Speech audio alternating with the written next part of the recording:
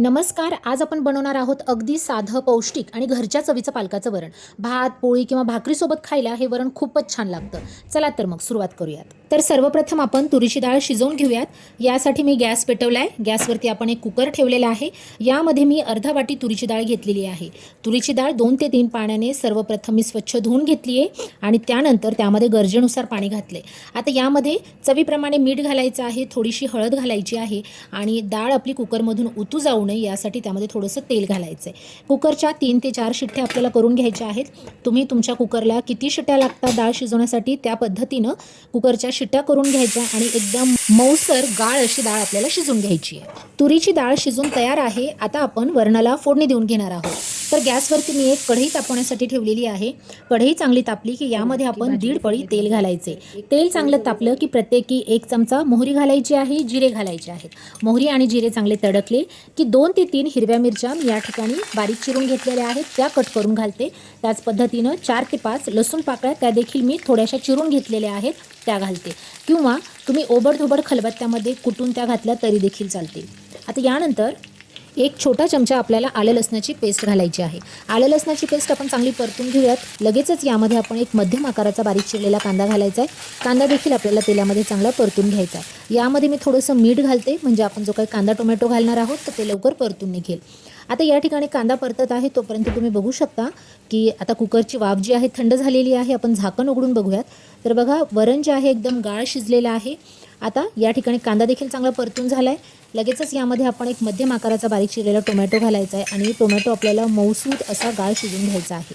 यासाठी आपण कढईवरती झाकण ठेवणार आहोत. कांदा, टोमॅटो, आलं लसूण पेस्ट आपली या ठिकाणी तोपर्यंत चांगली शिजून निघते. 1 मिनिटभर जवळजवळ आपण झाकण कढईवरती असंच ठेवलं होतं. तर तुम्ही बघू शकता टोमॅटो या ठिकाणी चांगला शिजलेला आहे. आता यामध्ये काही आपल्याला ड्राय मसाले घालायचे, जसे की या ठिकाणी मी थोडीशी हळद घालते, कारण बऱ्यापैकी हळद आपण वरण शिजताना घातलेली होती. यानंतर चिमूटभर आपल्याला हिंग घालायचं आहे आणि चवीप्रमाणे लाल तिखट घालायचं आहे. तिखटाचं प्रमाण तुम्ही तुमच्या आवडीप्रमाणे कमी जास्त करू शकता. सोबतच मी घरगुती जो मसाला असतो तो देखील घातलेला आहे. एकदम थोडासा घातला आहे, 1/4 टीस्पून तुम्ही म्हणू शकता. सगळं चांगलं आपल्याला परतून घ्यायचं आहे आणि आता एक जुडी पालकाची स्वच्छ धुवून घेतलेली होती, चांगली बारीक चिरून घेतलेली होती, ती मी यामध्ये घालते. पालक आपल्याला चांगला खालीवर असा परतून घ्यायचा आहे. यामध्ये पाणी घालण्याची आवश्यकता नाही आहे. पालकाला आपोआपच थोड्या वेळाने पाणी सुटेल. आता बघा, या ठिकाणी पालक आपला छान असा हिरवागार दिसत आहे. आपण तो वरणाबरोबर जर शिजायला घातला तर त्यामुळे पालकाचा जो हिरवा रंग आहे तर तो जातो आणि थोडासा असा काळपट आपल्याला दिसतो. त्यामुळे शक्यतो मी अशा पद्धतीनं फोडणीमध्येच मी पालक हा थोडासा शिजून घेते. आता 4 ते 5 मिनिट आपण पालक असाच शिजून घ्यायचा आहे. अधूनमधून पालक आपल्याला हलवून घ्यायचा आहे, म्हणजे खाली लागणार नाही. तसं पालकाला हळूहळू थोडंसं पाणी सुटतं, त्यामुळे त्या पाण्यामध्येच तो पालक जो आहे शिजून निघतो. यावरती झाकण ठेवायचे. 4 ते 5 मिनिट आपल्याला पालक असाच चांगला शिजून घ्यायचा आहे. आता लगेचच आपण यामध्ये घोटून घेतलेलं वरण घालणार आहोत. वरण घातल्यानंतर आपल्याला पालक आणि डाळ चांगलं मिक्स करून घ्यायचं आहे.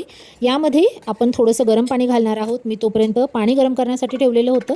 बघा, या वरणामध्ये पाणी घालताना नेहमी गरम पाणी घालायचे. कोणत्याही भाजीमध्ये आपण जेव्हा पाणी घालतो तर ते गरम करून घालायचे, म्हणजे त्याची कुकिंग प्रोसेस जी आहे तर ती थांबत नाही आणि त्याची चव बिघडत नाही.